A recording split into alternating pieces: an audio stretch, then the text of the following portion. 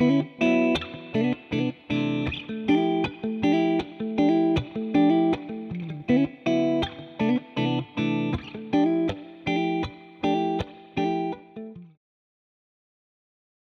morning. My name's Ruby T, and I work in education here at PAM. Welcome, everybody. Thanks so much to all of you for being here. Thanks to those of you who are returning for day 2, and those of you who are joining us for the first time today. Thank you to yesterday's guests, Elizabeth James Perry, Ryan Rice, and Tess Lukey for sharing such rich and moving presentations. I loved seeing the range, variation, and density of your projects and research. Although yesterday I said to Ryan, wow, what an incredible, long, varied career. And Ryan was like, that was 5 years. That was just the past 5 years. So everybody who was here yesterday, think about that. And for anyone who wasn't here yesterday, make sure to check out the recording, which we'll post in a few weeks. You will learn a lot, and the information is truly vital. Today, we're delving into these topics of land, place, and identity through some case studies and close looks, with our first 2 presentations centering on the landscape genre, and our third presentation centering on land, actual earth, soil as material. Yesterday, Elizabeth James Perry briefly spoke about the violence inherent in certain American landscape painting. She was speaking specifically about 19th century works by white men depicting New England in ways that either omit indigenous people entirely or include racist and inaccurate depictions. To dig into this a bit further, I want to share a quote from Diné artist Damien Diné-Yazé, who was in the most recent Whitney Biennial, and I encourage everybody to check out their work.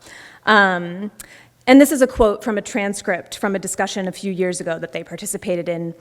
And they say, quote, "Terms like environment, nature, and eco-sustainability, all of these are Western settler colonial constructs. The way nature has been built upon and settled in the New World is emblematic of all these European heritages that were about erasing people that were indigenous to this region. You have painters coming in and painting beautiful landscapes that were advertisements for kings and queens to give funding to conquistadors and whatnot to come into the New World and dismantle it in this very violent way." So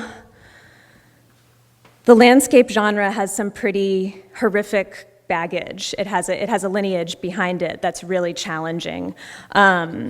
And I bring this up not because that's where we're going today, we're not going there, but because thankfully we're going elsewhere, and we can go elsewhere when it comes to depicting and working within our surroundings. Asia Adomanis is presenting on Seong Moy, a painter and printmaker who spent considerable time in Provincetown observing and abstracting the land around him. And thank you, Asia, for bringing him to my attention, and I think the attention of many people here. Seong Moy is actually prominently represented in the PAM collection, and I had no idea who he was before this, which is embarrassing. And there's one Moy right there, which we're going to be hearing a lot more about. And next, we are going to hear from Crystal A.M. Nelson, who is presenting on artist Kerry James Marshall and the Black landscape tradition, examining these works and the space they depict as sites of refuge and freedom. And then Larissa Rogers is going to lead us through her work with soil, literally digging into the stories embedded in the earth and in our bodies, remaking and claiming space and place through the process. We are really thrilled to have James Everett Stanley here moderating today. James Stanley served as one of our application readers and was incredibly insightful and really amazing through the process. Thank you, James, and was part of conceiving of this very panel. So it's only right that you are the one to moderate it. And before I introduce James, who is going to introduce our first panelist, I want to encourage everyone to consider a donation to Aquinnah Cultural Center.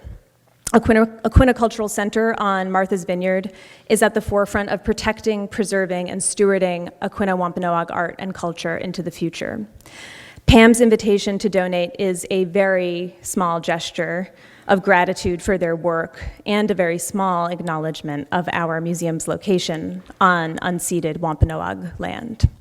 Thank you, Aquinnah Cultural Center, for partnering with us in this initiative. And there's a pedestal in the by the door that has 2 ways to donate to Aquinnah Cultural Center. Thank you. And we've already raised a considerable amount, so thanks to all of you who have already donated. I also want to thank our application readers, in addition to James Everett Stanley, Maura Coughlin, Megan Hinton. I want to thank Leslie Marchessault, who worked on making this symposium happen for years.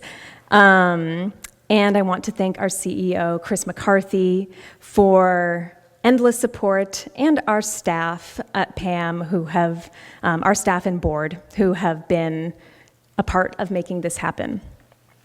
PAM is grateful for the support of our symposium sponsors and partners, Arts Foundation of Cape Cod, Provincetown Economic Development Committee, the Lex Vest Group, Aquinnah Cultural Center, Farland Provisions, East End Market, and Angel Foods.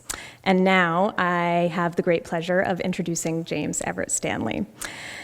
James Everett Stanley is a New England-based painter whose work has been exhibited most recently at the Hudson D. Walker Gallery, Provincetown, Sean Horton Presents, New York, Herschel and Adler Modern, New York, Provincetown Art Society in Provincetown, Expo Chicago, Art Basel Miami Beach, and his work is included in the permanent collection of the Studio Museum in Harlem. A graduate of the MFA program at Columbia University, Stanley is the recipient of fellowships from the Sharp Walenta Studio Program, Skowhegan School of Painting and Sculpture, and the Fine Arts Work Center in Provincetown. He is Associate Professor of Painting at Massachusetts College of Art and Design in Boston, Massachusetts, and he will be introducing our first panelist. Thank you so much. Please join me in welcoming James Everett Stanley. Asia Adomanis is a doctoral candidate in the Department of History of Art at The Ohio State University, studying 20th century American art with a focus on Asian American artists. Asia's dissertation, currently in progress, focuses on the relationship between abstraction and race and the politics of style in the work of Chinese American artists active at mid-century. Outside of the department, Asia has been in residency as a predoctoral fellow of Asian American art at the Smithsonian American Art Museum. And it's my pleasure. Asia.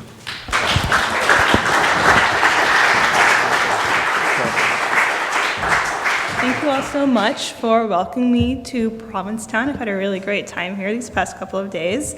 And thanks so much to Ruby as well for her great introduction today and yesterday.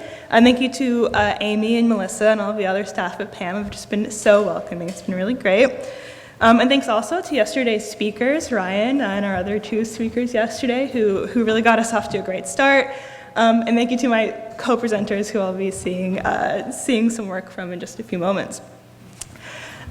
Today I'm going to share some of my recent research on Seong Moy, who we mentioned is an artist that some of you maybe have heard of because of his personal and artistic and professional connection to Provincetown. This artist, Moy, is the focus of my second dissertation chapter, but I actually have been focusing on his prints from the 50s or late 40s to the early 60s. So this is actually some new research for me. So I'm really looking forward to hearing any feedback or questions on this sort of new path into Moy's career that I'm taking here. Seong Moy was a printmaker and painter whose relationship to the concepts that comprise this weekend's symposium, land, place, and identity, are very thoroughly dynamic and diverse and even a bit unstable at times.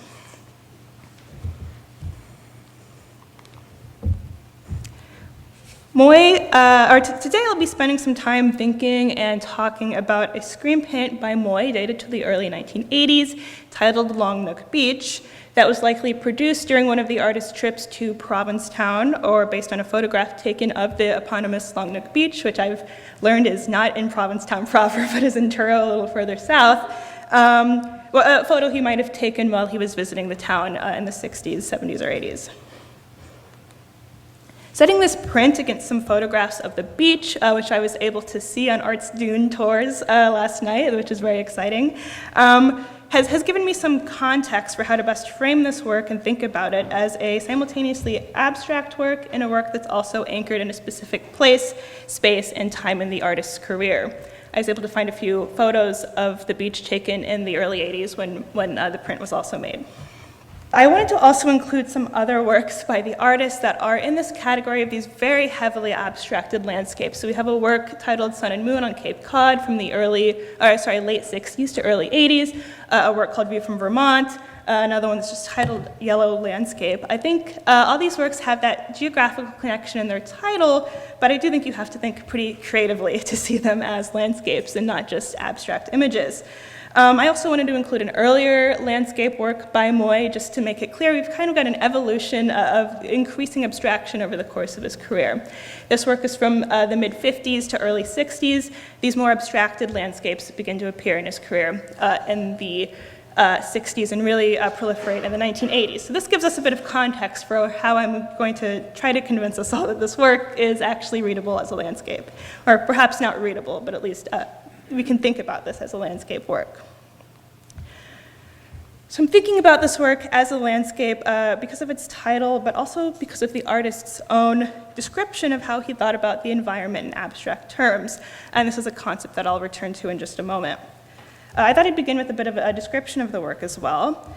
In the center of the image, we see the artist has printed layers of white and gray and a mix of tones of greens and purples that are most dense in the center of the canvas and then sort of become more uniform near the top of the canvas, and they form these groups of horizontal lines at the top. And then at the lowermost section of the image, we have these vibrantly colored geometric shapes that jut into this white and gray expanse that make up the center. And if you want to take Moy's title of the work at face value, perhaps we should read these as those beautiful dunes and the grassy landscape that makes up the beach's shore. We also have these geometric shapes cutting across this uneven horizon line near the top of the image, intersecting the dark and light layers that distinguish sand, ocean, and sky. In Moy's technique, as we can see here, I'm sorry I've been pointing to the screen when an edition of the print is right here. When we look at the work, it perhaps looks a bit sort of textured on first glance, but Moy's calligraphic printing technique actually means that it's totally flat, so it's not a work of collage. It's got a totally smooth surface. Seong Moy was born in Taishan, China, which was at the time a small village, and it's now a mid-sized city in Guangdong province, which is west of Hong Kong. And he emigrated, accompanied by his father, to St. Paul, Minnesota around his 10th birthday. His father actually returned to China, and Moy was raised by a few of his father's relatives that were already settled in the Twin Cities, and it's there in Midwestern America that Moy's art career begins.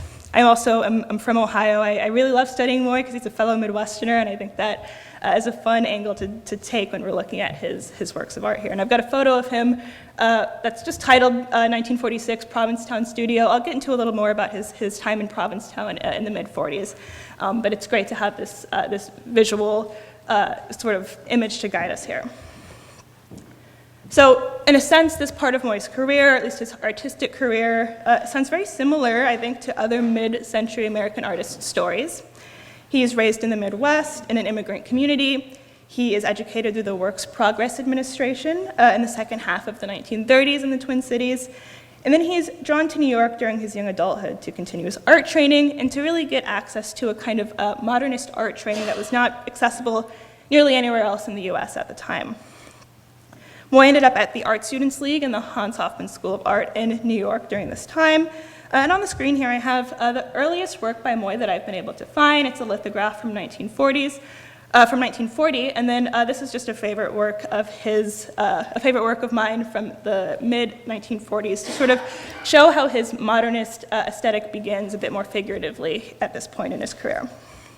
Shortly after the attack on Pearl Harbor in 1941, Moy was actually convinced by a recruiter, who happened to be a fellow Chinese American as well, to join the military before he could be drafted. And he does this, and in this really brief period of enlistment that he has, sort of unexpectedly impacts his artistic career.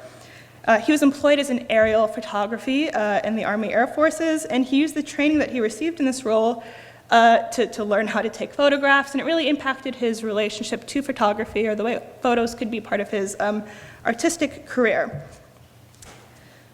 After returning to New York from his deployment in 1945, Moy spent a bit of time back at the Art Students League, but by the following summer, he found his way to Provincetown for the first time.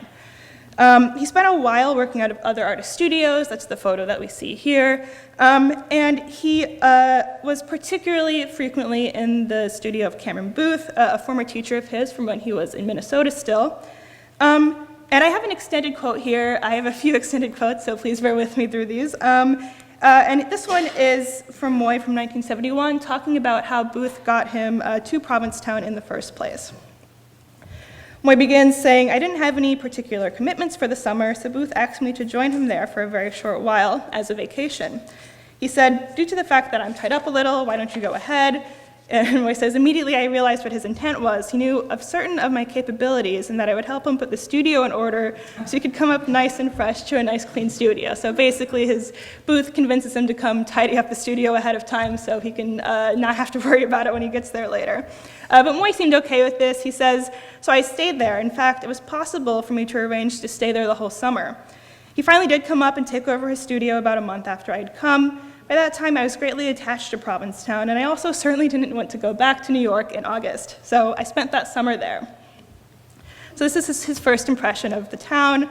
Despite his hesitance to return, Moy did go back to New York at the end of 1946, and he would stay in New York as a member of Atelier 17, also working at the Art Students League a bit, until 1950, when he was awarded a Whitney Foundation Opportunity Fellowship, which brought him back to the Midwest.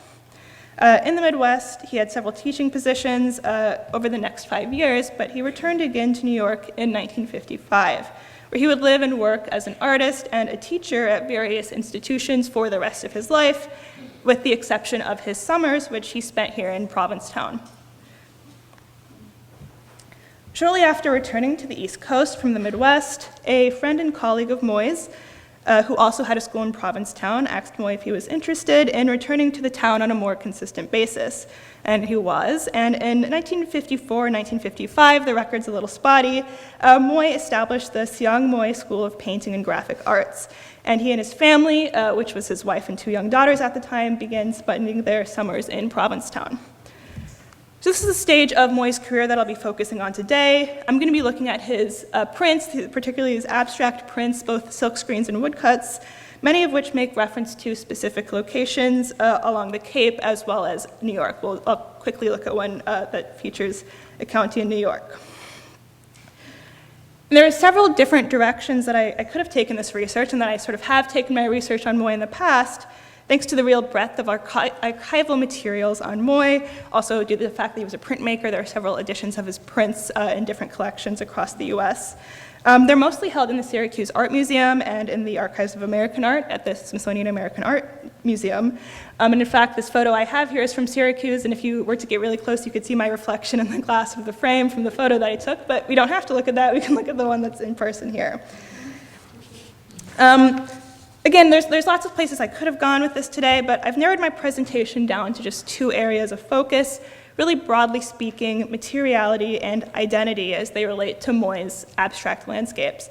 And I'm hoping that these 2 focuses will not seem too distanced from one another by the end of the presentation today.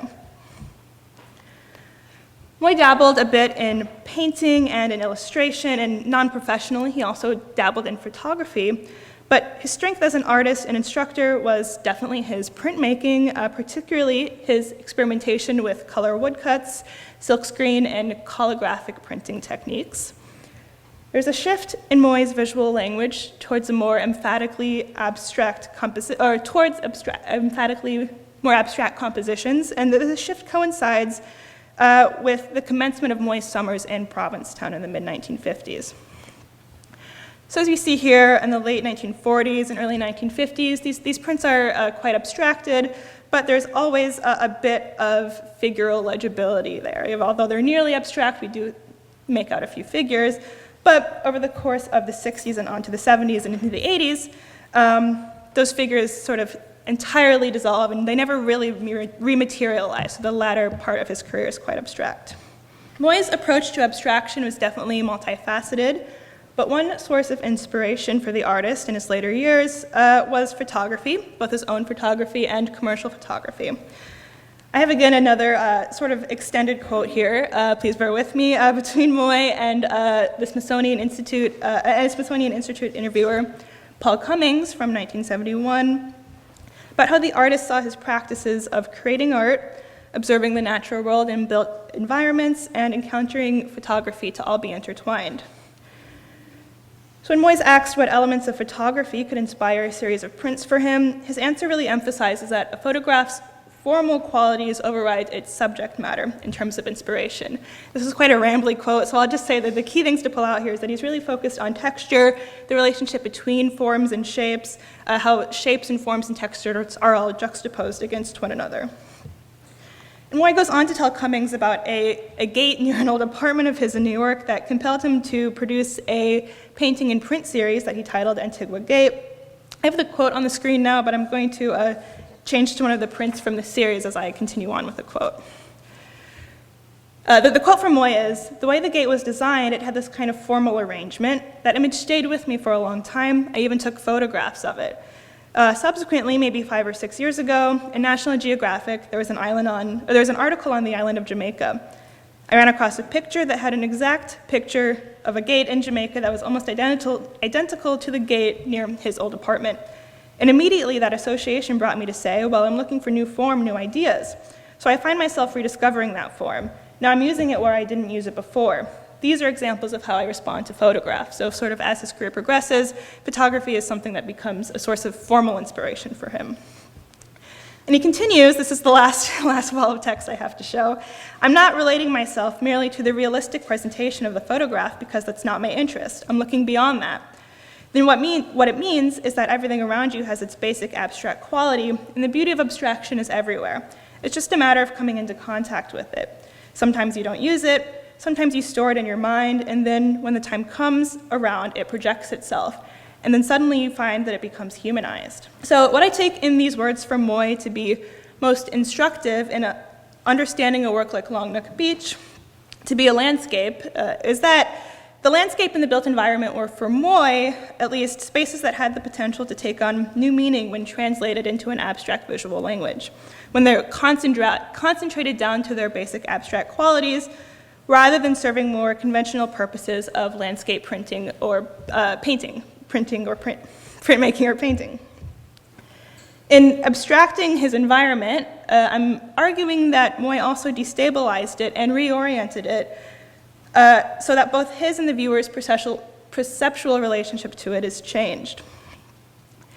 The effect of this disorientation, rather than distancing the viewer from the subject by making it less legible through his abstraction, instead actually, through that illegibility, induces the viewer to surpass the work as a representation of a specific place or space, and instead compels them to identify with the subject on a less stable, perhaps more expansive approach.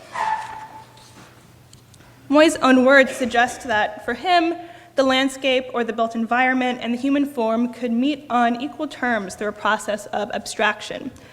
For him, to portray a subject in an abstracted form was to universalize it, or to cross a border where humanity and the environment could come into contact, as he put it. Or if we want to make a pun, because we're talking about landscapes, we could say that they find common ground. But that's not what Moy said. So this perspective on landscape really goes against the grain of standard narratives about American landscape painting or printmaking, which conceive of the genre to be visually articulate, a visually articulate and pictorially and symbolically stable repository of values informing national identity. Just have on the screen here a lithograph and a painting by two of the most preeminent American landscape painters. We won't talk about them today. Recent scholarship, however, on both conventionally representational and more non-traditional abstract landscapes is a little more open to an exploratory approach to the genre. Particularly in the case of artists working in the genre of non-traditional landscapes, scholars like Laura Bruni theorize that representations of place, including abstracted ones, can serve as a liminal space to form and reform identities, intercut by intentional disruptions and transitions as essential insights into understanding how artists have subverted the genre of landscape art. W.J.T. Mitchell also posits that if space, place, and landscape form what he calls a dialectical triad, in which landscape is the site encountered as image, then, quote, landscape could be seen as the first cognitive encounter with a place. Thus, an appreciation of landscape may well include a reading or an inability to read its narrative tracks or symbolic features. End quote. That was all Mitchell there. The appeal of Long Nook Beach, I would say, lies in encountering it as a hard-to-read landscape and then attempting to penetrate its dense surface to come across and set out along an alternative, yet-to-be-mapped path. By way of conclusion, I want to turn really briefly to the abstract landscapes of Bernice Bing and compare them to a color woodcut by Moy titled Nassau County 2. So switching locales from the Cape to Long Island briefly in a moment here. And this is just sort of one way, I think, to approach an alternative framework to these kinds of abstracted landscapes. With more time, I really would have loved to dive deeper into visual analysis of these paintings by Bernice Bing and share a little bit more about her history, but I guess we'll have to discuss that in the Q&A, or if you catch me before I have to get on the ferry later today, we can talk about that. Recent publications about Bernice Bing have really grappled with the question of how to approach the artist identity as a Chinese-American lesbian woman artist without overreading her works for manifestations of those identities. And this paradox is a really common burden for scholars of artists whose identities should matter and do matter quite a lot in discussions of their career, in part because of, in how many cases, it's those identities that have kept those artists in the margin of the art historical canon. My reading of Moy's abstracted landscapes hopes to carefully navigate this paradox by suggesting that we can find those traces of apprehension about identity and its representation or its negation, not solely in the work's subject matter or lack thereof, but also in its materiality and in the evidence of both the artist and nature's hand at play in the creation of the work.